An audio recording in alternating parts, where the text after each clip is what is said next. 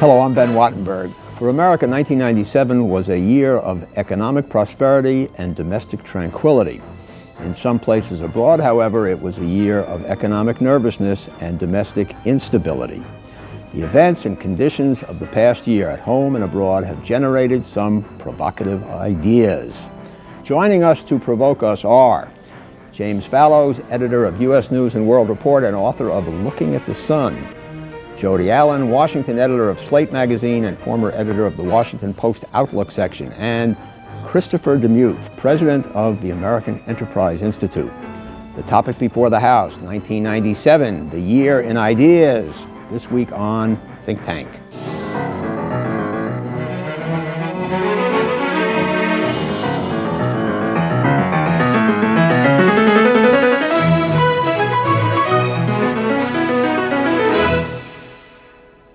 At Think Tank, at the close of each year, we try to bring together prominent polymaths to consider what has changed and what we may have learned. Welcome, polymaths. We begin with Jodie Allen, who says signals matter. The controversial Welfare Reform Act, passed in 1996, made welfare more difficult to get. Welfare rates have since come way down. More good news. Crime rates in urban areas have plummeted to 20-year lows. New York City has led the way after adopting tough policies on petty crimes such as subway turnstile jumping and vandalism. Does this properly introduce your thought? It does indeed, Ben. And my idea really is one that's driven more by the facts on the ground that you point to than ideas coming out of the ivory tower. But it does look as if when a society sends loud and clear signals that it's possible to change human behavior much faster and more dramatically than the experts thought. You point to the two cases that I want to highlight, the very sharp drop in welfare rolls. They're down 30% from their 94 peak. Now, obviously, a lot of things contribute both to welfare drop and to the decline in murder rates. We've had a very good economy. We've had tougher policing. Not just murder rates, violent crime generally. Violent crime generally. The murder rates are most dramatic, but all violent crime. We've had tougher policing, longer sentences. And of course, we've had the passage of the welfare law on the other side. But the experts agree that these factors, when they look at them, these objective factors, don't explain either the bigness or the suddenness of the improvements. As I say, welfare rolls are down 30% from their 94 peak. We've never had such a big drop in history. And while reporters have been out looking for horror cases, and surely they will find some as the reforms take hold, mostly they're finding people who are saying that for all the difficulties involved, they're glad for the push for independence. And the drop has occurred in many areas where the welfare law really hasn't gone into effect yet. But there's one last second turn of the good news notch, and I know that you were a pioneer in stressing good news, or you should like this, and that is that contrary to what a lot of people had worried about, we've seen an upsurge in civic commitment. That while we've been worrying about the rich and even the middle class turning their backs on communities and withdrawing behind gates and bowling alone and so on, we've seen an outpouring of civic boosterism. Now, New York, of course, is the case in point. Despite their falling buildings and collapsing avenues, they are barely tolerable. They're so celebratory. But I was surprised to read that even in places like Alabama, thought to be very conservative, in Mississippi, there's been communities, individuals, businesses, and even the local governments are pitching in to help welfare recipients. They've changed their attitudes. I think this is a remarkable happening, even if old numbers crunchers like me can't explain it by our computer models. So is it fair to summarize what you're saying as signals matter? Yes, signals matter and produce an outcome that is much larger than what any single objective factor alone or even just taken together could produce. I have a question, Jodie, about the certainly the results you describe are as you say, are very welcome and admirable. how sure can we be about the signals causing them? At any given time in the last century, people have been upset about crime, they've been upset about family dissolution, they've been upset about other sorts of breakdown. Why do we say that there's different signals now that have led to these results? I think that partly because we can't explain it any other way. But I look at the reporting, and there's been a lot of reporting on welfare all around the country. And there's no question that when most reporters went out originally, they were looking for trouble on the welfare front. I mean, they had been told there were going to be people starving in the streets and so on. But the reporting has been very responsible and very detailed. And unfortunately, you can't go out and talk to would-be murderers and say, how come you decided not to knock off your neighbor? But you can talk to welfare recipients, and you get this message back. Well, yes, in fact, they haven't cut my benefits off, but I know they're going to. And anyway, I realize that it's going to be better for me. It's going to be better for my kids if I can be independent. You just get an awful lot of talk, a response to signals. Chris? It seems to me that what is different about the current environment is that in the case of both welfare and crime, we had politicians that finally got serious and did what people had only been talking about for several decades. In the welfare reform bill, in the famous cases of the mayor of New York City and some other big city mayors, getting tough, doing things which people thought were impossible in controlling such thing as graffiti, the Sweegie people, and so forth. It was specific acts of political leaders that were the important signals, not just people writing articles or talking on talk shows. And to extend the what's wrong with people talking on talk shows? I thought we drive the world. That's right. To extend the logic one more twist, and if you take something that has not improved all that much, for example, illegal drug trafficking, what other signal by this logic could be sent that would really make a dent in that? We don't really know. There was a very interesting story in the Washington Post. Punishment? We don't really know that the drug use hasn't improved. I think that we can conclude that as long as the demand is there, that it's going to be serviced. I mean, that's a constant of the world, and so the trafficking won't decline until the demand dries up. But there was a very interesting, sober evaluation of the drug numbers in the Post last week, and it turns out we really don't know much about drug use, and it may be better than we think, that a lot of these numbers have been totally blown out of it, that the samples are small. And in one case, the 72-year-old woman who accounted for 20% of the increase in heroin use by misanswering a question, that may not be as bad as we think, and we certainly do see reductions in crack usage in many cities. Let me ask a question. You say we got tough on crime, we got tough on welfare, therefore signals matter. Why can't I say, coming from my own peculiar ideological perch, we got tough on crime, we got tough on welfare, conservatism matters? That's what conservatives were saying all along, get tough on this stuff and things will happen. Well, I guess you could define it that way. I'm not going to argue over Chris labels. will certainly not argue about it. Well, I think that's fair, but by the time we got to the point where the political process responded, these had become essentially bipartisan moves. I think in both cases there was a long argument, and these happen to be cases that conservatives Extremely won. gracious. And you could also say that conservatism is meant to embrace not simply these cultural signals, which I agree with Chris, have become bipartisan, but also economic policies, which are still more controverted. So I would say cultural conservatism may work. Okay, let's go on to Chris DeMuth, who has written about what he calls the new wealth of nations. America continues to ride a wave of startling prosperity. The stock market shot to record highs in 1997, with more and more people invested in 401ks, IRAs, and defined contribution retirement plans. This prosperity is being felt more broadly than ever before in our history. It's been called the first mass upper class. The spread of this wealth raises some interesting questions. Chris DeMuth offered some answers in Commentary magazine. President DeMuth of the American Enterprise Institute, my leader, sir, Your Honor, Adam Smith was not good enough for you. He wrote The Wealth of Nations. You have a new wealth of nations. What's on your mind? Ben, 1997 was a terrific year for the economy. The stock market was generally booming. Unemployment and inflation were vanishingly small.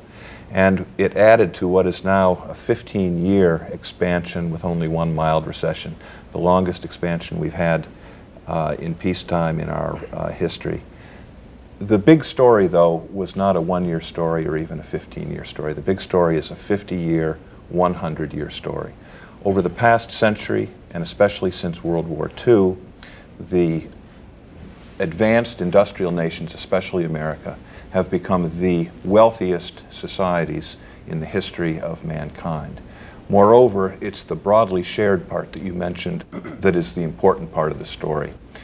Wealth has become, I won't say wealth, I'll say material welfare has become more widely distributed, more equally enjoyed than at any point in human history. And changes in markets, in the technology of production, in the pattern and effects of government expenditures, for example, on education, have led to a circumstance where most people, above those in serious poverty, live lives that are more equal in their actual circumstances than we've ever seen before. How does that square with everything we've been reading about an increase in income inequality, the rich and the poor spreading apart? We have arrived at a point where social wealth is so considerable that income is becoming a poorer measure of real economic circumstances. Consumption is a much better measure, and you often find that people will consume more than their income in a given year. In fact, we've become so wealthy that income has become, for very large numbers of the American people, discretionary to a degree. When you observe people retiring much earlier than they ever did 50 or more years ago, when they could continue to work and have higher incomes, but they prefer to have more leisure time. When you see young people deferring their entry into the workplace for many, many years after college, sometimes graduate school, sometimes travel. And when you see people during their working years spending much more time than their fathers, grandfathers, grandparents ever did on community activities, sports, entertainment, you see people sacrificing income for other forms of wealth. This was not an option for people 50 years ago or ever before that. And it is not an option that is simply being taken by very wealthy people. A lot of the increased in measured income inequality is the result of people's voluntarily sacrificing money income in a given year for other forms of consumption and enjoyment. I guess the question I'd have, nobody would dispute the thesis that over the last century there's been this continuing increase in phenomenal wealth, especially in the Western world, and that especially since World War II in the US and in the welfare states of Western Europe, there's been this leveling impulse in a lot of places. But I think the conventional impression, which I will express here, is that, say, in the 20 years after World War II, there was a huge increase in the middle class in America, driven by the GI Bill and then the post-war economic dominance of the U.S. And most of the trends in the last 20 years seem to be in the opposite direction. Just anecdotally, when I was in public school 30 years ago, everybody was in public school. And there seems, the public school as an indicator of the thickness of the American middle class seems to be weakening around the country, certainly in California, where I came from. Is that a misleading anecdotal indicator of the schooling system? Well, the great boom years of the 50s and the early 60s we may see that being replicated right now. We certainly had a period in the 1970s, early 1980s, where the rate of growth of productivity was high. And we have seen some effects of the increasing importance of education in the economy, where some people who have less education, who are in their 40s and 50s, are not realizing the income growth that they might have expected. People that stay in school longer are doing better as a result of it. But we're starting to see the results of that right now. People are staying in school longer. Your point is that in terms of, say, healthcare with all these new drugs and new procedures, or in terms of entertainment with television and VCRs and multiplexes and all this kind of thing, is that the non-monetary aspects of our lives, I mean, we all see the same movies, whether you're Michael Eisner or somebody who's an accountant or a bookkeeper. Wasn't that true in the 30s too? I mean, that people would all spend their 10 cents and go to the answer movie? That. It was true in the 30s, in a world where everybody is poor and there's not much productive capacity employing people. People have a lot of leisure time. The difference today is that people have the choice. People can work, earn high incomes. They can work less and devote themselves to personal pursuits, self-fulfillment, and so forth. Yeah. Another way to say it is that because we are richer, we are much freer. And one thing we care a lot about in an affluent society is education. Now, most people continue to go to public schools. And while the public schools have clearly failed the very poor scandalously, for most middle-class people, they're doing just fine. But education is a more variable matter now, and people will pull their kids out of school early to take them to violin lessons. And maybe there are 5 kinds of violin lessons you can put your kids into. So maybe you go to one, your kids go to one kind, and mine go to another. And that's true. Life is much more variegated and diverse than it was. We're not thrown together into the same platoons, but that is an aspect of our wealth and freedom. One can worry that there will be a loss of social cohesion, and you can make abstract arguments for it. My own counsel would be to wait and see. Let's move on, because what Jim Fallows wants to talk about also relates to economic. Jim urges us to rethink the role of globalization. America's move into the global economy brings with it new questions and concerns. An economic crisis in Asia sent global shockwaves felt even in America, and President Clinton's efforts to ensure fast-track trade authority were thwarted. It is likely that other free trade measures, such as NAFTA expansion, will also face strong hostility. Jim, you're driving the bus. Go ahead. What's interesting to me about this point, and I think has ramifications not just in the U.S. but around the world, is that I think you see in every continent, except perhaps Antarctica, questioning about how much exactly of the social fabric of each country people want to expose to the forces of global competition. My premise here is that in the long run, globalization of the economy is inevitable and is going to prevail. And in the long run, on balance, is beneficial. It brings more efficiency, it brings more choice. But in the short run, to people in many different societies, it doesn't necessarily seem either inevitable or beneficial. I think, for example, this is part of what's going on in Asia now. For the last 15 years, they thought they had a one-way deal with globalization. They could sell to a global market, but shelter their own institutions from real global competition. And that's being called into question now. And some of the response will be positive, and some is quite sour. You hear Dr. Mahathir, my former leader of where I used to live in Malaysia, ranting against the international cosmopolitan currency speculators. How long did you live in Malaysia? I was in Malaysia for 2 years, in Japan for 2 years, and I left Malaysia just before getting expelled by the same Dr. Mahathir. And you, in the, I guess, mid to late 80s, were writing that the Asian model is one that was going to basically eat our lunch if we weren't careful. What are your views now on lunch eating, with the Asians collapsing and the Americans sort of soaring for the moment? The fundamental point I was trying to make was that it was set up for different purposes from what our model was set up for. Our model was set up in the long run to expand consumer welfare and consumer choice. Their model, I argued, was set up to build industries, and that the natural interaction of these two models over time would be to expand their industrial share. Their model has some real drawbacks, which have become more evident in the last year or two on the consumers and the financial system.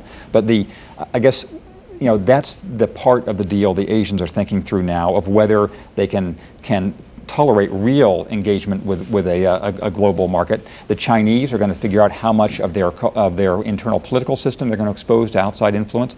I think in Europe you find the welfare state kind of pushing back against Thatcher-type limitations in the welfare state. You have the French waging their war to preserve their countryside, the British doing the same thing. And I think even here in our own beloved homeland, I think that there will be more of an argument, probably in the next presidential election, of whether it is entirely a wonderful thing to have just internal organization decided by the global economic coalition. And might one argue too that if Japan and the other countries of East Asia had paid a little more attention to what people like you were writing, they would have been better off. I mean, part of the argument among the so-called Asia bashers, as they were, I think, wrongly labeled at the time, was that they were not in the long run doing themselves a favor, that they ought to develop their own internal markets, which they have not done. Who were the Asia bashers? Well, Jim was often, Jim Fallows, Clyde Prestowitz were often labeled as such.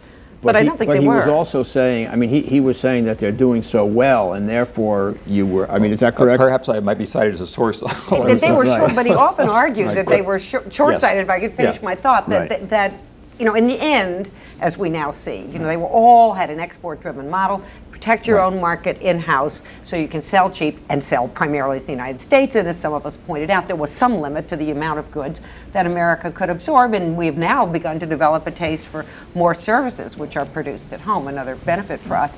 And that I know Lee Iacocca used to argue this, that for their own good, Japan and its emulators should change their model because they were not building for healthy growth while they sustainable way to deal with the world. Yeah. Way for the future, I mean. Chris? For most of this century, the political elites in the developed world have been pro-free trade, and the masses have either been indifferent or hostile.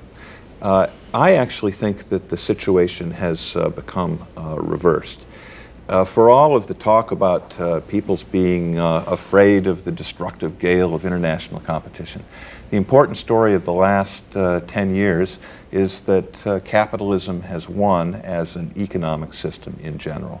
And we find that when nations are freed from totalitarian or feudal regimes, what they want to be is like America, to put it rather bluntly. The resistance to... More complicated, right? Well, I would stand by that. I think that the opposition to international trade is much more of an elite matter right now. Labor unions, environmental groups want to control competition. I see it as a kind of a internationalization of the traditional domestic interest group story. There are always groups in society that have political power that are threatened by competition. They want to maintain the status quo. And we find in America that there are a lot of well-entrenched groups that now want to condition trade agreements to harmonize domestic, labor, environmental. Pretty soon we'll get around to people wanting to harmonize tax standards, have taxes set on an international basis. Let me ask you a question. Is there a relationship between the 3 points you all made, which were signals matter, sort of tougher social action, more wealth, sort of sloshing through the economy, and the bumpy path of a good thing, globalization? Is there something? Does anybody have a common thread? Well, I'll take a stab at that. Please. I think that in a very wealthy society, although there are always economic concerns, that increasingly issues of conduct, character, amenity are the dominant issues in our politics. For most of this century, since the Progressive Era, issues of the distribution of the pie were dominant. That was what animated most of the important political domestic controversies of this century. It's being replaced not just by such things as environmentalism and our relations with other cultures, but issues of behavior and conduct. The growth of religion as a factor in our politics. Increased concern for the coarsening of the public square. And so the issues that Jodie talks about are one slice of what seem to me to be what are going to be the issues in our politics in the future. And I'm not saying that we won't be concerned about the economy, we'll have recessions, we'll have arguments about income distribution, but they will tend to be displaced by the issues that Jodie is discussing, would be my prediction. Buy that as a sometime futurist, Jim? Yes, and my parallel stream of logic would be that it's another indication that we are driven often by what we can measure. What's easiest to measure is economic activity, so most of our news concerns numbers about the economy. Hard to measure religious feeling. Yes, right. and these other things in the long run, man does not live by bread alone. For a long time they've mattered to people, will matter in the future. Pasta maybe, but not right. Right, and they have always mattered because morals and standards are certainly not just the luxury of the rich. If you look at all these countries we've been talking about, not always for good, but always for the sake of social order, cultural strictures have been extremely important at every level of economic opportunity, except in the very most anarchic and disordered countries. they are the tools of social order. And we perhaps were the ones who forgot that for a while, so mad were we in the pursuit of money. And we're now coming back to realize that there are many important goods that you don't buy in the marketplace. So to sum it up, in closing, we might say values matter most. Thank you very much, Jodie Allen, Jim Fallows, and Chris DeMuth. And thank you. For Think Tank, I'm Ben Wattenberg. We at Think Tank depend on your views to make our show better. Please send your questions and comments to New River Media, 1150 17th Street Northwest, Washington, D.C. 20036. Or email us at thinktank@pbs.org. To learn more about Think Tank, visit PBS online at www.pbs.org. And please let us know where you watch Think Tank.